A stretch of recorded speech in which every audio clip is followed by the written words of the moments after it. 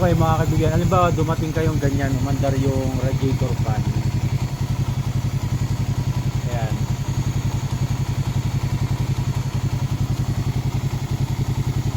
Kaya umiikot yung radiator fan, hindi makuha ng video. Ayan. Ayan.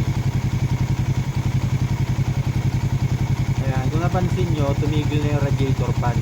Tsaka nyo ngayon i-off mga kaibigan. Halimbawa ganun, galing sa mahabang biyahe, tapos biglang pagtigil nyo, biglang umandar nga yung radiator fan, wag nyo agad-agad papatayin. Hintayin nyo munang mamatay yung radiator fan gaya ng nasa video. Ayan, since tumigil na yung radiator fan, pwede nyo niyang i-off yung susian. Pero pagkararating nyo lang umandar yon yung radiator fan, hintayin nyo munang tumigil yung radiator fan bago nyo i-off yung susian ng makina. So yun lang mga kaibigan, maraming salamat. Bye.